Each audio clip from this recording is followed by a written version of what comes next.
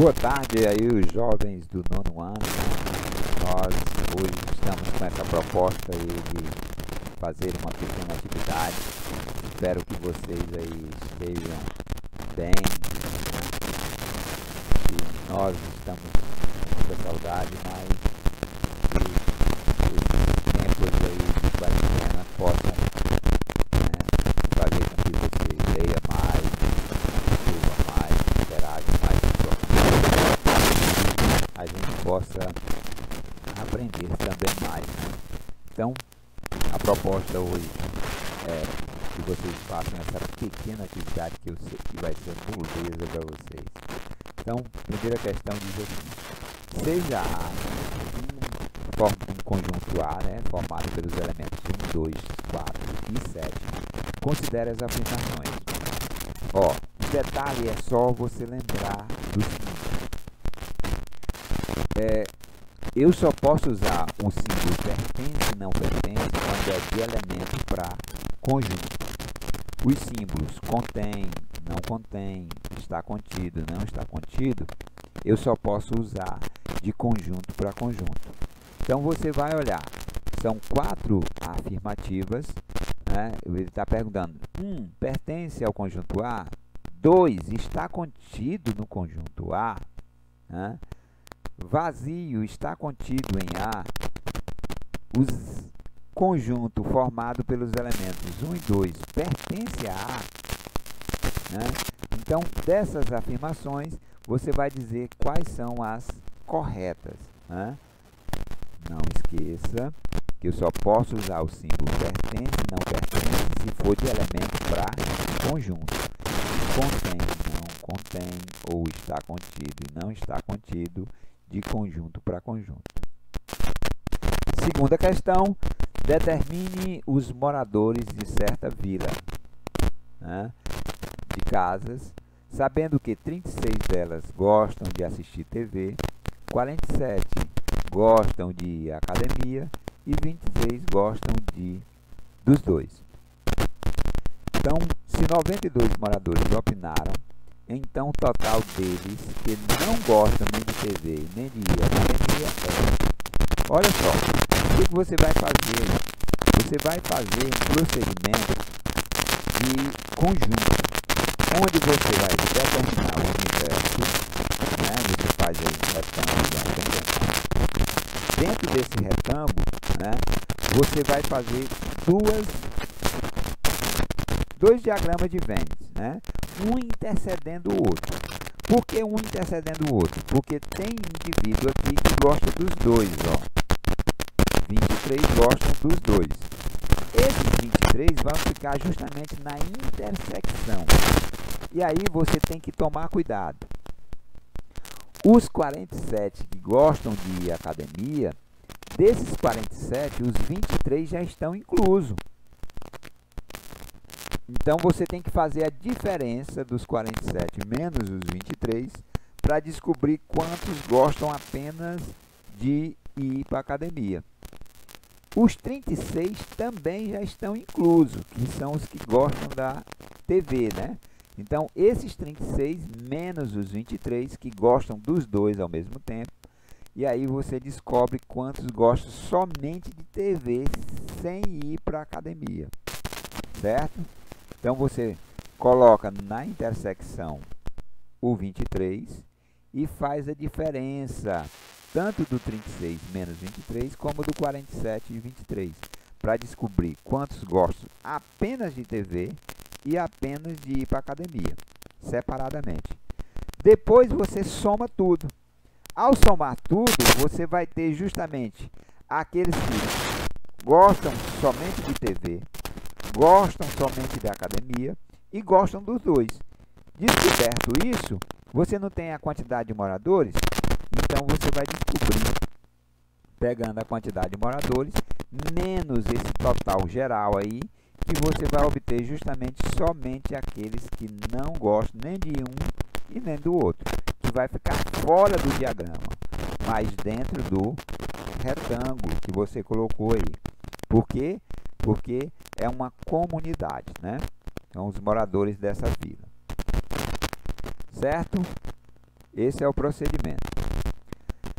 Terceira, se o conjunto A é formado pelos elementos 0, 2, 4 e 6, e o conjunto B formado pelos elementos 1, 2, 3 e 4, conjunto C formado pelos elementos 2, 3 e 4, o conjunto D formado pelo elemento 6, é unitário, e o E, 3 e 6.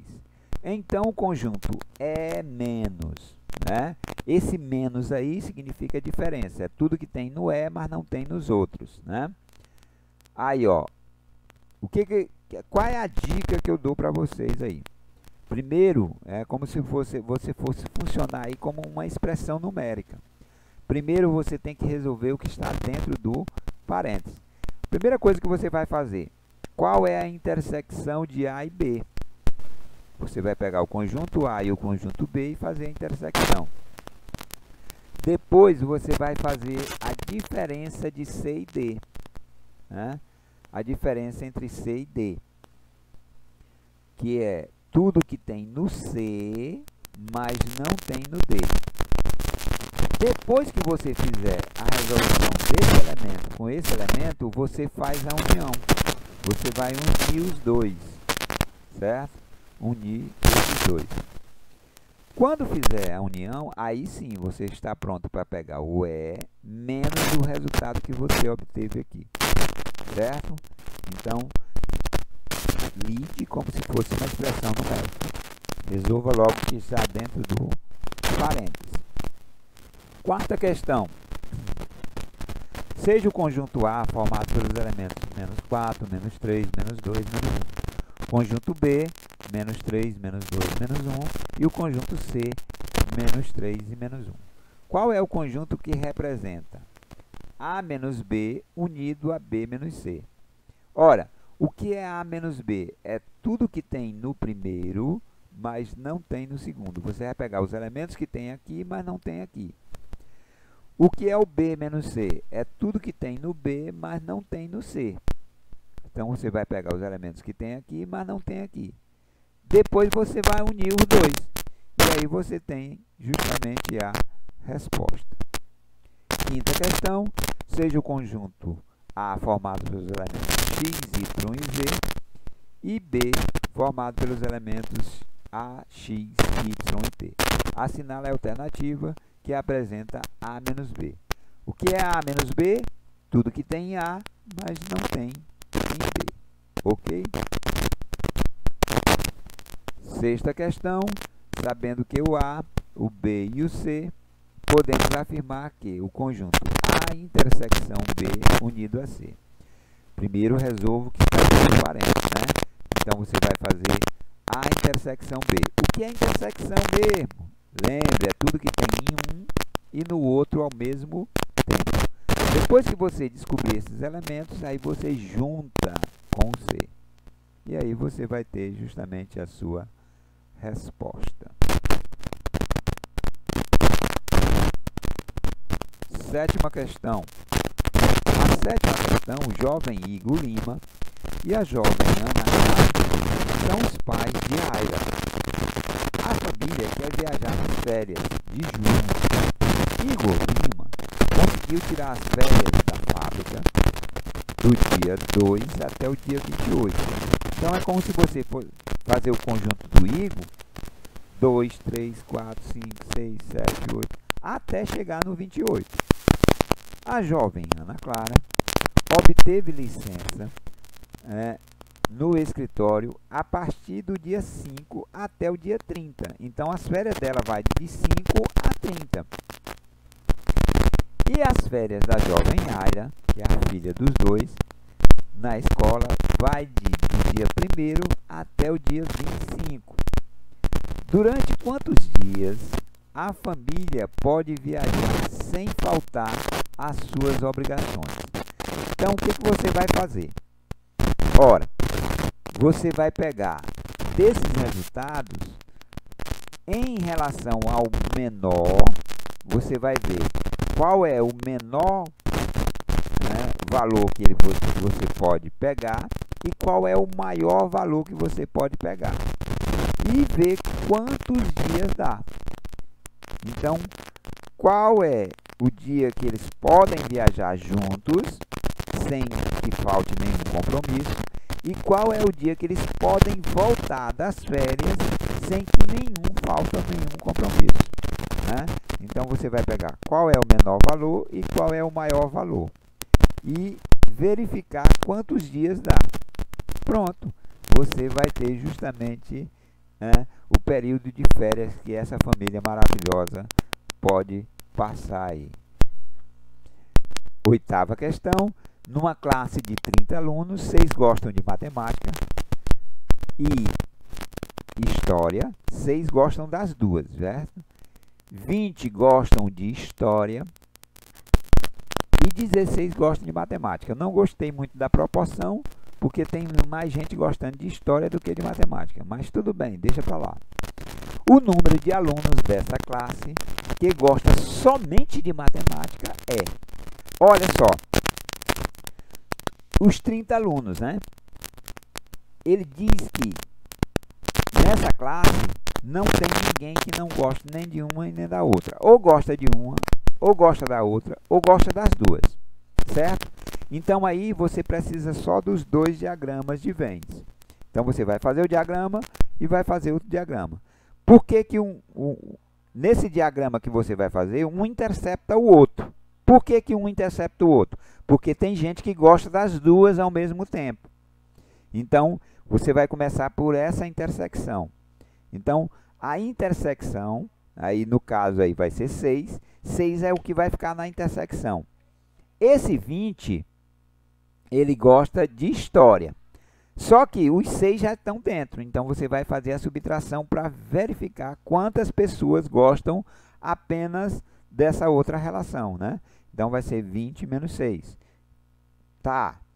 A mesma coisa você vai fazer do lado da matemática. Você vai pegar o 16 menos a intersecção para encontrar quantos alunos gostam somente de matemática. Quando ele diz somente de matemática, ele não quer envolver a história. Então, você descobre aí, fazendo esse diagramazinho lindo, lindo, lindo.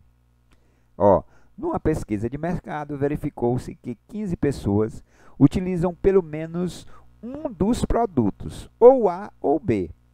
Sabendo que 10 dessas pessoas não usam o produto B, 10 delas não usam o produto B, e que 2 dessas não usam o produto A. Qual é o número de pessoas que utilizam os produtos A e B? Vai funcionar da mesma forma da questão anterior. Só que, o que você tem aí?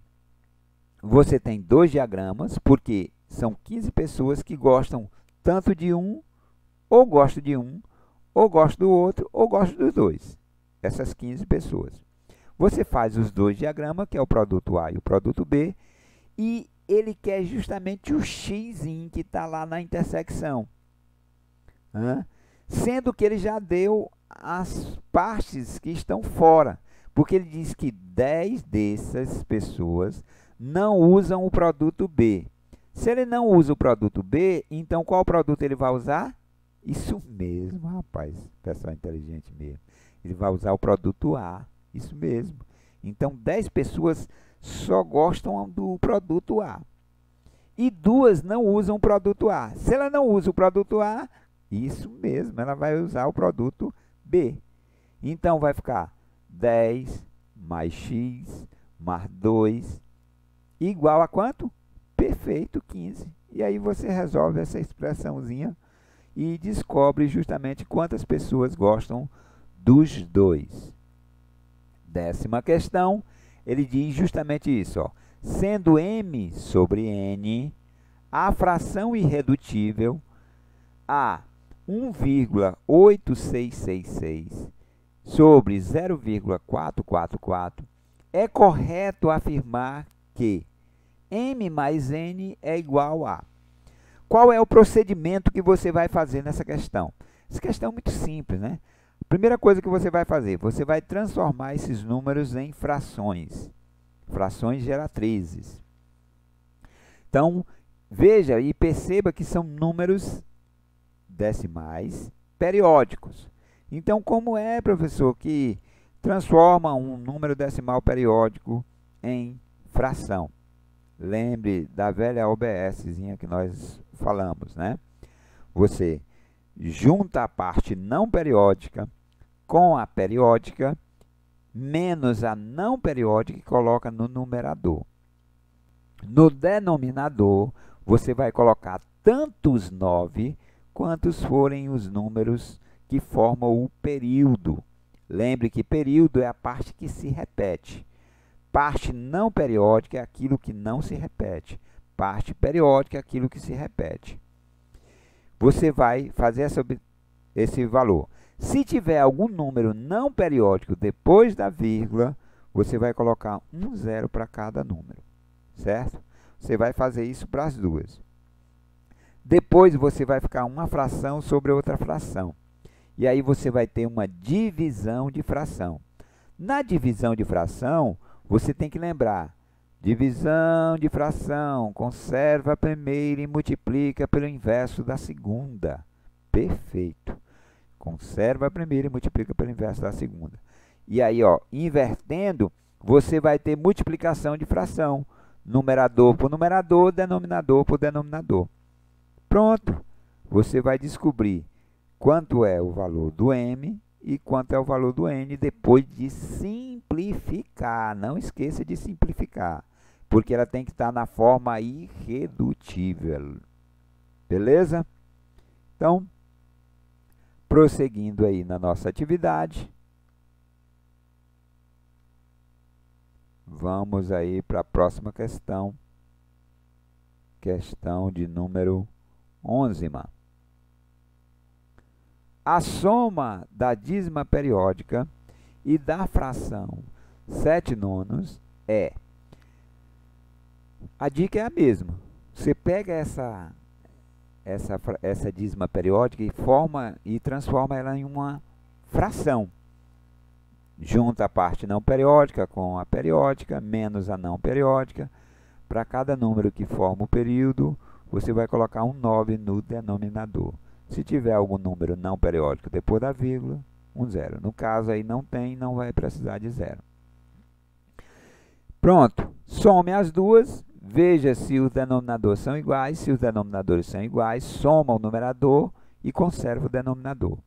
E aí é só fazer a festa. Se der para simplificar, simplifique, certo?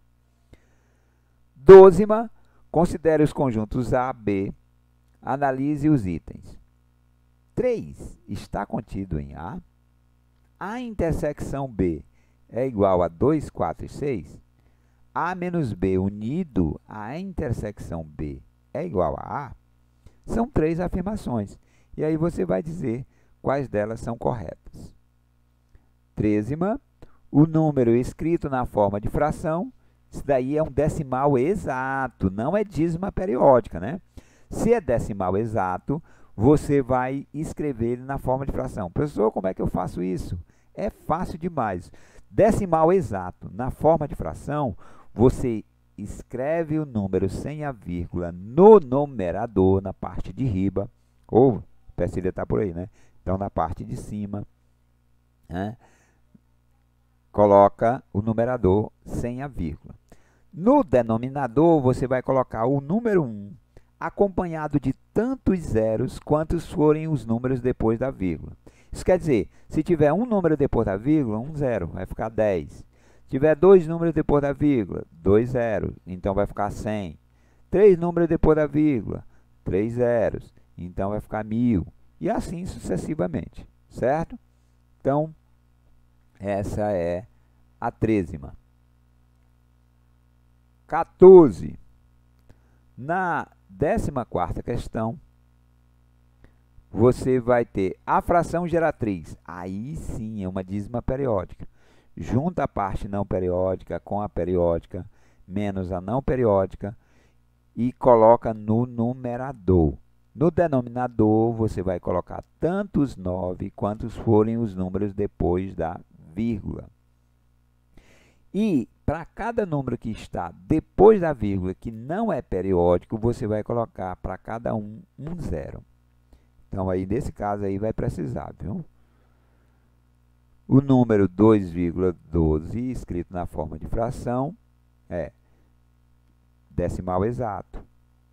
escreve no numerador o número sem a vírgula, coloca um 1 embaixo e conta quantos números tem depois da vírgula. Quantidade de números depois da vírgula, quantidade de zeros. As rotações, translações e reflexões, né?